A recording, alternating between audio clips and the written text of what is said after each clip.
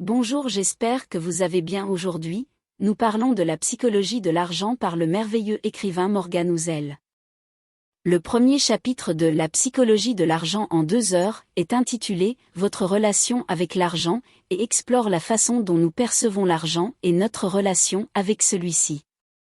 Housel explique que l'argent a une signification symbolique pour nous qui va bien au-delà de sa fonction d'échange. Il est souvent associé à des valeurs comme la sécurité, la liberté et le pouvoir, et notre relation avec l'argent est influencée par nos expériences passées et nos attitudes culturelles. Par exemple, si nous avons grandi dans une famille qui avait peu d'argent, nous pouvons associer l'argent à l'insécurité et à la privation. À l'inverse, si nous avons grandi dans une famille aisée, nous pouvons associer l'argent à la liberté et au pouvoir. Ces expériences peuvent affecter la façon dont nous gérons notre argent à l'âge adulte. Housel souligne également que la culture joue un rôle important dans notre relation avec l'argent. Dans certaines cultures, il est mal vu de parler d'argent ou de montrer sa richesse, tandis que dans d'autres cultures, la richesse est célébrée et mise en valeur. Ces attitudes culturelles peuvent affecter notre comportement financier et nos choix d'investissement. En comprenant nos propres attitudes et croyances liées à l'argent, nous pouvons mieux comprendre notre relation avec l'argent et les choix financiers que nous faisons. Nous pouvons apprendre à identifier les émotions qui influencent nos décisions financières, comme la peur et la cupidité, et à les gérer de manière plus efficace pour prendre des décisions financières plus éclairées. En somme, ce premier chapitre souligne l'importance de comprendre notre relation avec l'argent pour mieux gérer nos finances personnelles et prendre des décisions financières plus judicieuses. Le deuxième chapitre de La psychologie de l'argent en 2 heures est intitulé « Comment penser à l'argent ». Dans ce chapitre, Housel explore les biais cognitifs qui peuvent affecter notre prise de décision financière. Housel explique que nous avons tendance à penser à l'argent de manière binaire, en termes de « riche » ou « pauvre ». Cette façon de penser peut nous amener à faire des choix financiers extrêmes, comme prendre des risques excessifs pour devenir riche ou éviter complètement les investissements pour éviter la pauvreté. Cependant, Housel souligne que la plupart d'entre nous se situent quelque part entre ces deux extrêmes et que la plupart de nos décisions financières sont nuancées. Il explique également que nous avons tendance à être trop confiants dans nos capacités financières, ce qui peut nous amener à prendre des décisions imprudentes ou à surestimer notre capacité à prévoir l'avenir.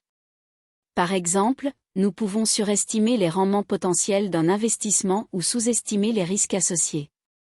Housel discute également de l'importance de prendre en compte l'impact des événements imprévus sur nos finances, comme une perte d'emploi ou des dépenses médicales imprévues. Il souligne que la plupart d'entre nous ont tendance à sous-estimer la probabilité de tels événements et à ne pas planifier en conséquence.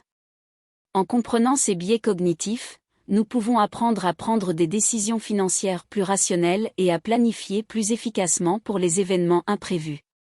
Housel encourage les lecteurs à être conscients de leur propre façon de penser à l'argent et à être ouverts à l'apprentissage de nouvelles perspectives pour améliorer leur prise de décision financière.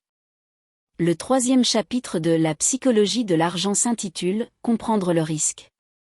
Dans ce chapitre, Housel explore le concept de risque et son importance pour la prise de décision financière. Housel explique que le risque est une partie inévitable de tout investissement et qu'il est important de comprendre les différents types de risques auxquels nous sommes confrontés. Il distingue 2 types de risques, le risque de perte en capital, c'est-à-dire la possibilité de perdre de l'argent sur un investissement, et le risque d'opportunité, c'est-à-dire la possibilité de manquer une opportunité de gain. Il souligne également que le risque est lié à la volatilité des investissements. Plus un investissement est volatile, plus il y a de risques. Cependant, Housel explique que la volatilité ne doit pas être confondue avec le risque de perte en capital, car la volatilité peut également offrir des opportunités de gain. Housel discute également de l'importance de diversifier ses investissements pour réduire les risques. Il souligne que la diversification peut aider à réduire le risque de perte en capital en répartissant ses investissements sur différents actifs et classes d'actifs. Housel souligne l'importance de comprendre son propre niveau de tolérance au risque. Certaines personnes sont plus à l'aise avec le risque que d'autres, et il est important de comprendre son propre niveau de tolérance au risque pour prendre des décisions financières qui correspondent à ses objectifs et à sa personnalité. Ce chapitre met en évidence l'importance de comprendre les différents types de risques et de diversifier ses investissements pour réduire les risques. Il souligne également l'importance de comprendre son propre niveau de tolérance au risque pour prendre des décisions financières qui correspondent à ses objectifs et à sa personnalité. Le 4e chapitre de La psychologie de l'argent, l'importance du temps. Dans ce chapitre, Morgan Housel explique l'importance de la notion de temps dans les décisions financières. Housel explique que le temps est l'un des éléments clés de la croissance de l'argent. Plus on investit tôt, plus on a de temps pour la croissance de l'investissement. Il souligne également que la croissance est exponentielle, ce qui signifie que plus on investit tôt, plus on obtient de croissance. Housel explique également que le temps est un allié pour l'investisseur, car il permet de lisser les fluctuations du marché. Les marchés financiers sont volatiles et peuvent subir des variations importantes dans des périodes courtes, mais à long terme, les tendances sont plus stables. C'est pourquoi, investir sur le long terme permet de réduire les risques et de maximiser les gains. Enfin, Housel aborde également la question de l'inflation.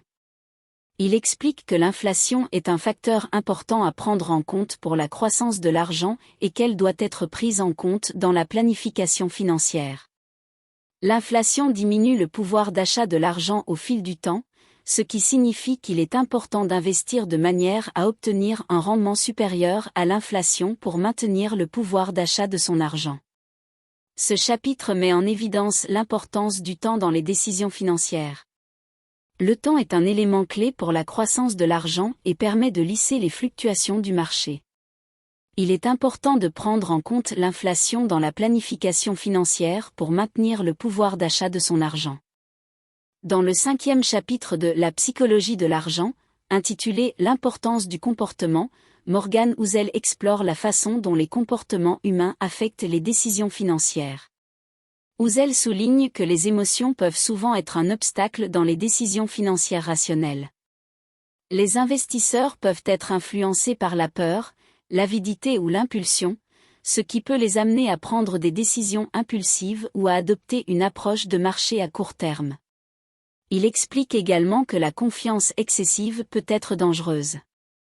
Les investisseurs qui sont trop confiants peuvent prendre des risques inutiles ou ignorer les signes d'avertissement. Housel met également en évidence l'importance de la discipline dans les décisions financières. Les investisseurs qui suivent un plan à long terme et qui évitent les décisions impulsives ont tendance à obtenir de meilleurs résultats. La discipline implique également de prendre des décisions en fonction des faits, plutôt que des émotions.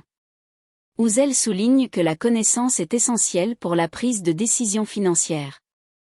Les investisseurs qui comprennent les concepts financiers de base ont tendance à être plus confiants dans leurs décisions et à éviter les pièges courants.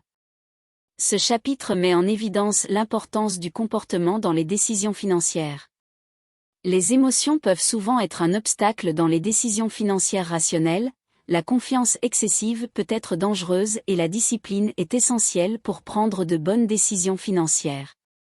La connaissance financière de base est également un élément clé pour la prise de décisions financières avisées.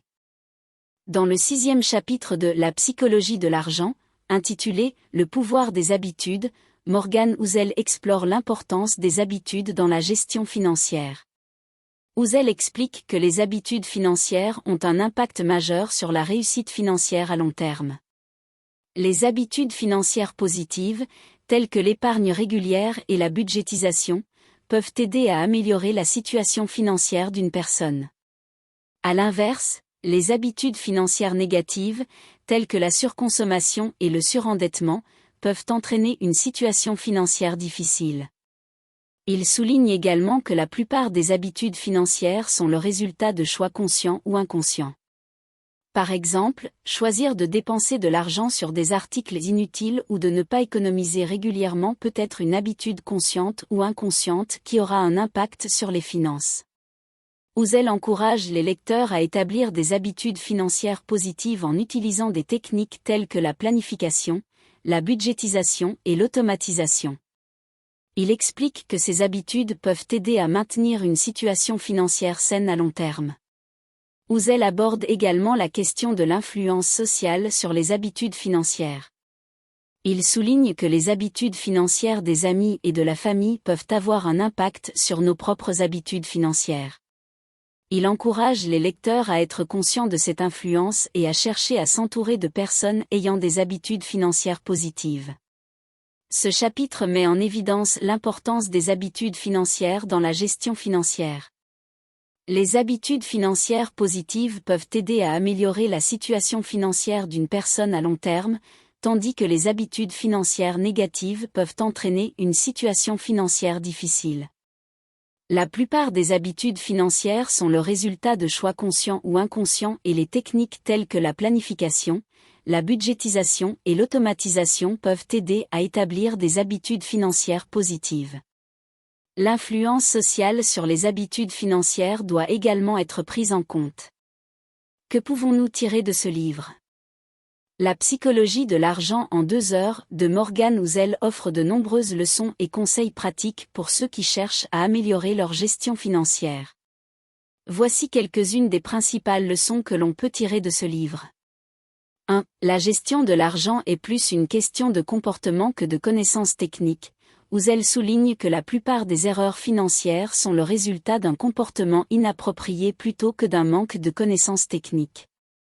En comprenant les habitudes et les biais psychologiques qui peuvent influencer nos décisions financières, nous pouvons prendre des mesures pour éviter les erreurs courantes et atteindre nos objectifs financiers. 2. Les investissements ne sont pas une solution rapide. Housel encourage les lecteurs à adopter une approche patiente et à long terme en matière d'investissement. Il souligne que les investissements ne sont pas une solution rapide pour devenir riche, mais plutôt un moyen de construire lentement mais sûrement une richesse à long terme. 3. Éviter les pièges courants de la gestion financière. Le livre aborde des sujets tels que l'importance de l'épargne, l'utilisation de la dette avec prudence, la budgétisation, la planification de la retraite et l'assurance. En comprenant ces sujets, les lecteurs peuvent éviter les pièges courants de la gestion financière et prendre des décisions plus éclairées. 4. Influence de l'environnement et de l'entourage. Housel souligne que notre environnement et notre entourage peuvent avoir un impact significatif sur nos habitudes financières. En étant conscients de cette influence, nous pouvons prendre des mesures pour éviter les pressions extérieures et prendre des décisions financières plus éclairées. En somme, La psychologie de l'argent en 2 heures est un livre qui offre des conseils pratiques et accessibles pour améliorer la gestion financière à long terme. Les leçons de ce livre peuvent aider les lecteurs à éviter les erreurs courantes, à atteindre leurs objectifs financiers et à vivre une vie financière plus stable et épanouissante. Voilà, nous avons fini de résumer le livre La psychologie de l'argent. Abonnez-vous dès maintenant et suivez mes résumés de livres passionnants. J'espère que cela répondra à votre demande. N'hésitez pas à me faire savoir si vous avez d'autres questions ou si vous avez besoin de plus de précision. Au revoir.